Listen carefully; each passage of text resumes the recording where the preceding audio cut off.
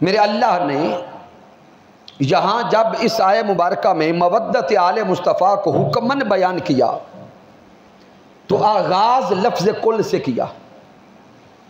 قل لا اسألکم علیہ اجرا. لفظ کل کا معنی ہے میرے سوہنے محبوب آپ فرما دیں. کیا معنی ہے بھئی؟ آپ فرما دیں. بھئی پڑھے لکھے لوگ بیٹھے تھوڑا بولیں اے محبوب آپ فرما دیں.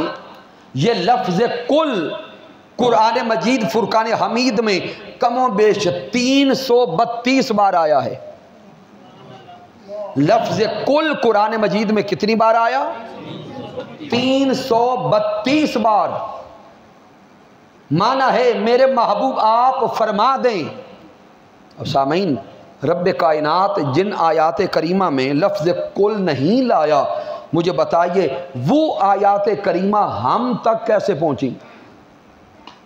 یہ راز آج دل کی تختی پہ لکھتے جائیں. سارا قرآن ہم تک زبان محمد مصطفیٰ سے پہنچا ہے.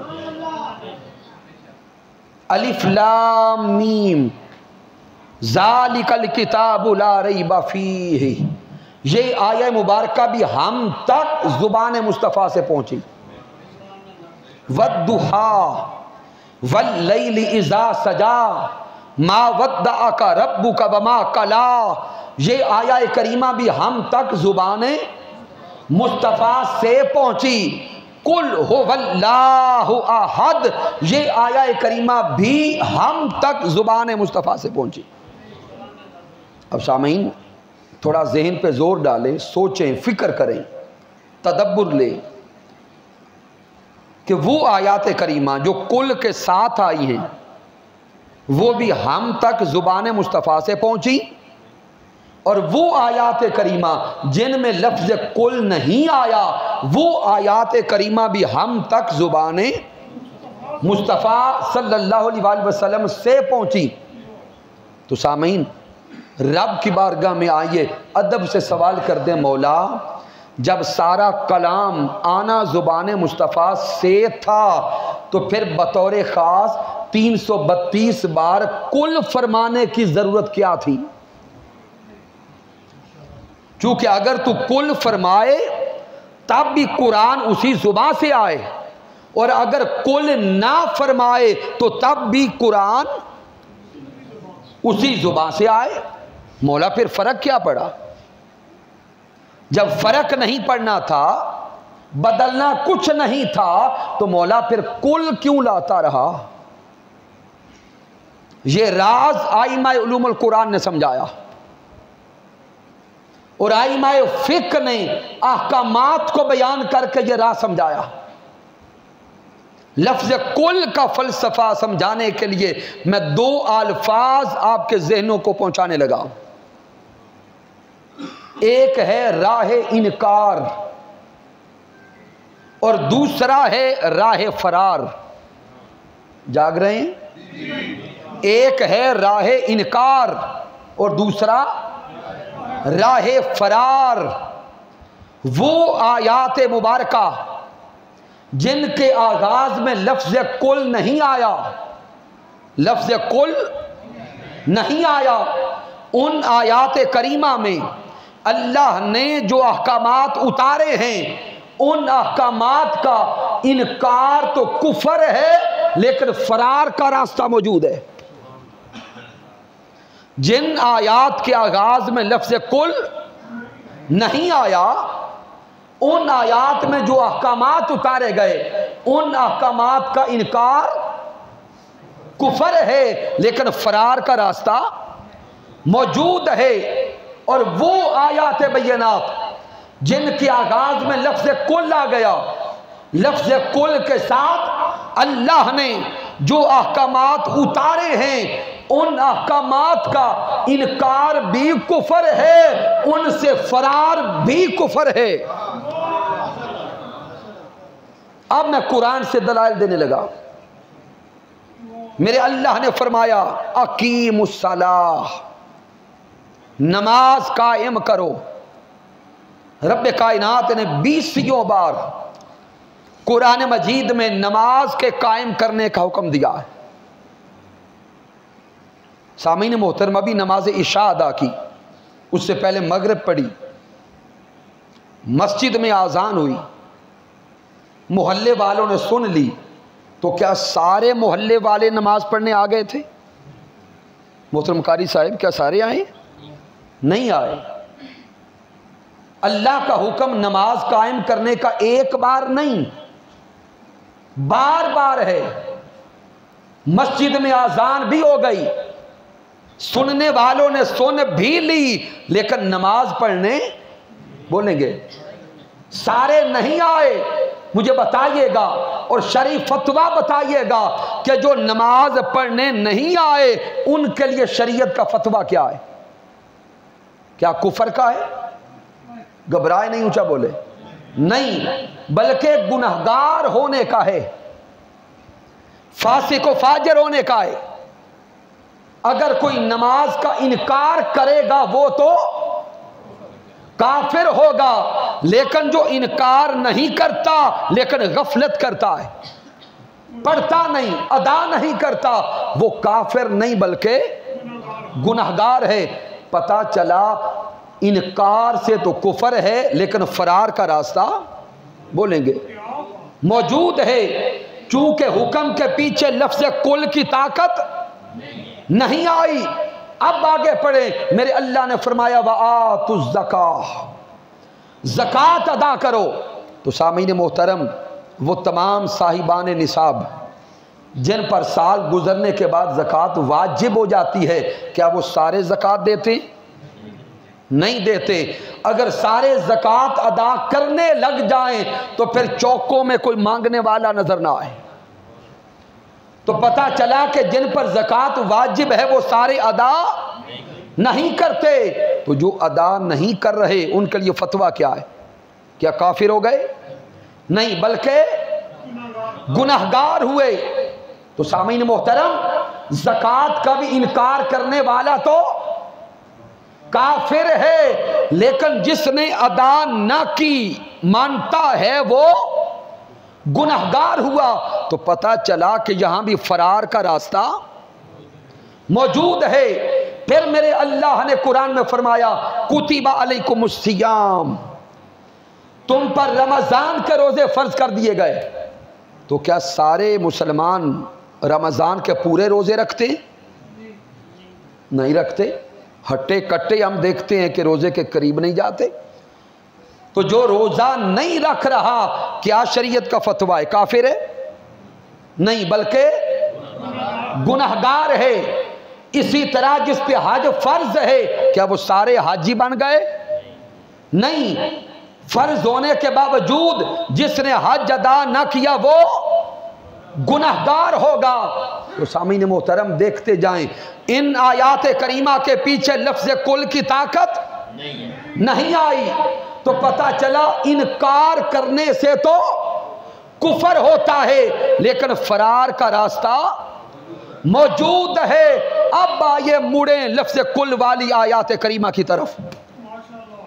میرے اللہ نے فرمایا قل هو اللہ احد،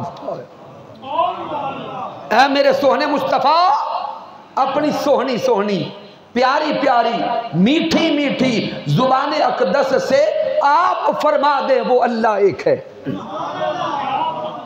اب سامعین محترم، بندہ مسلمان ہو، مسجد میں آئے نماز پڑھنے کے لیے، وضو کرے، اندر داخل ہو جائے، بعد جماعت نماز میں شریک ہو جائے، وضو میں ہے، اللہ کے گھر میں ہے، اور آگے کیا کر رہا ہے؟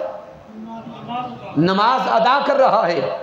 اب نماز کا کمال سجدہ ہے، حالت سجدہ میں چلا جائے، لیکن اللہ نہ کرے اس کے ذہن میں خرابی پیدا ہو، فتور پیدا ہو، اور وہ اللہ کی توحید پہ شک کر بیٹھے، معاذ اللہ، اللہ کی وحدانیت کا انکار کر بیٹھے، اور ابھی زبان سے نہیں بولا، صرف ذہن کے اندر خیال آ گیا، شک آ گیا، اور رب کی ذات کا انکاری ہو گیا، مجھے بتائیے گا اس کی نماز رہ جائے گی؟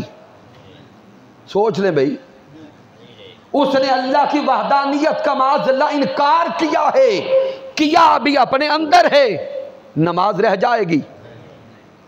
وضو بچ جائے گا؟ نماز وضو تو کجا، اس کا ایمان بھی ظاہر ہو جائے گا۔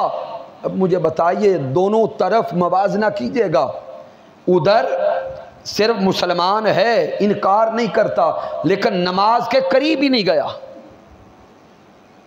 نماز کے قریب ہی نہیں گیا، صرف ایک نہیں چھوڑی، پورے مہینے ہی نہیں پڑھی، پھر بھی فتویٰ دیتے ہو کافر نہیں ہوا، اور ادھر نماز کے اندر آ گیا، قاری صاحب کے پیچھے جماعت میں کھڑا ہے، حالت سجدہ میں ہے، صرف اندر اندر اللہ کی ذات کا انکار کر بیٹھا ہے۔ آپ کہتے ہو نماز تو نماز رہی، ایمان جاتا رہا، کیوں؟ اس آیت کے پیچھے لفظ کل آ گیا ہے، اور اس کل نے بتا دیا انکار تو کفر ہے، لیکن فرار کا راستہ بھی بند ہو گیا۔ اب آئیے آگے پڑھیں، میرے اللہ نے عقیدہ توحید کو بیان کیا، قل یا ایھا الناس انی رسول اللہ الیکم جمیعا، میرے اللہ نے وسعت نبوت مصطفیٰ کو بیان کیا، میرے اللہ نے فرمایا محمد مصطفیٰ کل انسانیت کے نبی بن کے آئے۔ اب اگر کوئی کہے نہیں میں نبی تو مانتا ہوں لیکن اپنے محلے سے باہر کا نبی نہیں مانتا، نبی تو مانتا ہوں لیکن صرف اپنے معاذ اللہ محلے کا نبی مانتا ہوں، تو مجھے بتائیے گا ایمان اس کا بچ جائے گا؟ کوئی کہے نبی تو مانتا ہوں لیکن آخری نبی نہیں مانتا، معاذ اللہ، ایمان بچ جائے گا؟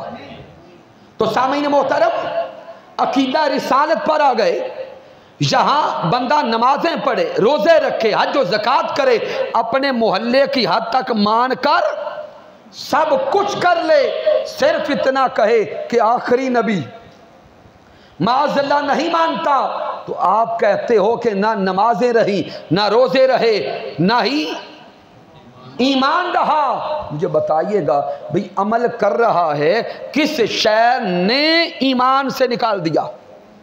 چونکہ اس حکم کے پیچھے لفظ کل آ گیا ہے۔ اس سے آگے غور کریں، میرے اللہ نے نیت عبادت کو بیان کیا، اللہ نے فرمایا قل ان صلاتی ونسکی ومحیایا ومماتی للہ رب العالمین، میرے سوہنے محبوب آپ ان انسانوں کو اور مسلمانوں کو عبادت کی نیت سمجھا دیں کہ مولا میری نمازیں تیرے لیے، میری قربانی تیرے لیے، میرے روزے تیرے لیے، میرا حج تیرے لیے، گویا جتنی بھی عبادات ہیں سب عبادات میں نیت اللہ کی ہے۔ اب سامعین محترم، باقی سب آپ جانتے ہیں، پچھلا ماہ قربانی کا گزرا ہے، بندہ ظاہری مسلمان ہو، قربانی کے لیے جانور خریدے، قربانی کا وقت آ جائے، چھری ہاتھ میں لے، ذبح کرتے ہوئے معاذ اللہ کہے کہ اللہ کے نام پہ ذبح نہیں کرتا، کسی اور کے نام پہ کرتا، استغفر اللہ العظیم، مجھے بتائیے اس کی قربانی ہو جائے گی؟ کیوں بھائی؟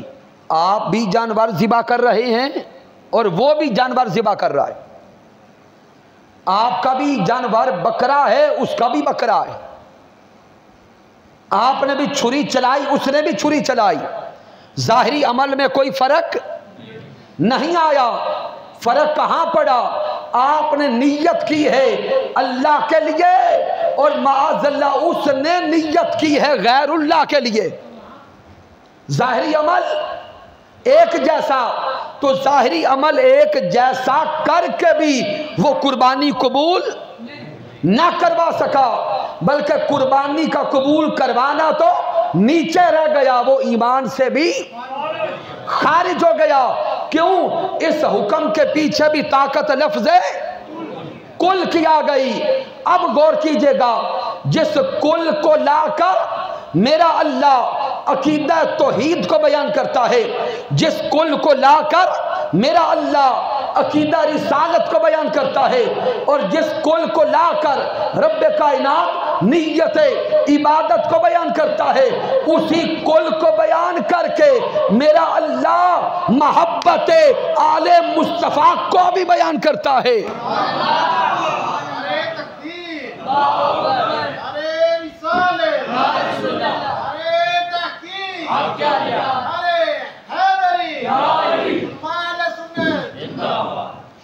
تو سامعین محترم، جس طرح عقیدہ توحید سے فرار کفر ہے، جس طرح عقیدہ رسالت سے فرار کفر ہے، جس طرح نیت عبادت سے فرار کفر ہے، اسی طرح محبت آل مصطفیٰ سے فرار بھی کفر ہے۔ سامعین محترم، یہ راز سمجھ لے، محبت آل مصطفیٰ کے بغیر ایمان کی حلاوت نصیب نہیں ہوتی۔